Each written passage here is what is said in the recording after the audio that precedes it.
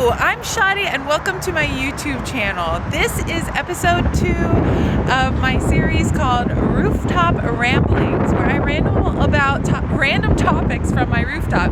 Except today I'm not on my 11th floor rooftop of my building in Denver. I'm here in San Francisco outside the Golden Gate Bridge. As you can see, it's beautiful, it's windy, and I'm just enjoying the day here. I came Memorial Weekend to visit a dear friend of mine who lives in Santa Rosa and is graduating her fellowship in integrative medicine. We spent a fabulous weekend together, and I'm doing the day on my own because she's back to work and I'm out for summer break. So let's ramble. And my rambling today is going to be about best and worst vacation experiences.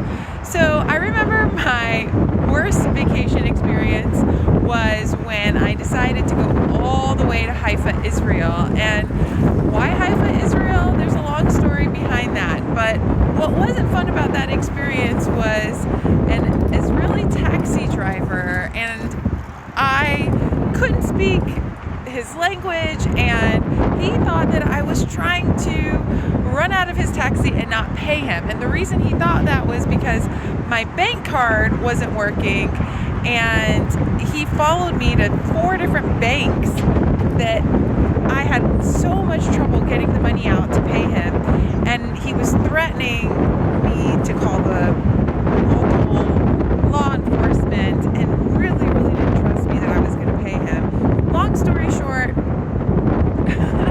finally got him paid. But I think the worst experience you can honestly say is when you're somewhere and you can't communicate, where there's no trust, and there's just like this inherent fear of someone trying to get something out of you, to take advantage of you, and it's not true, right? It's like a miscommunication.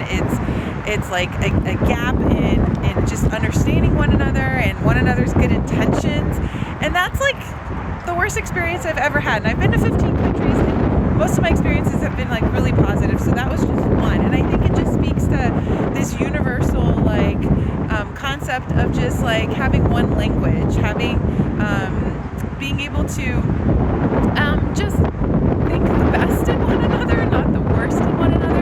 And the rest of that trip in Haifa was actually really beautiful.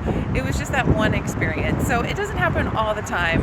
And then my best experience by far had to be when I traveled to Iran. I was 9 years old, and I traveled with my aunts and my uncles, and we went to the beautiful river creek by the mountains, and we swam. I remember taking fresh cantaloupe and watermelon and like keeping it ice cold in the creek there, and it was the Chalous Road up to the mountains, and swimming with my uncles and my brother and my sister, and everyone was just kind of like hair down and relaxed there, and it was just like a very loving vibe. And I think that was just like being amongst family that, although they've been far away for so long, like feeling like a love and a connection, a sense of belonging, and strong ability to like trust one another and to communicate well, even though they were in Iran, and my Farsi back then was still pretty good. But I think like even though I grew up like in America, there were still like a lot of questions of like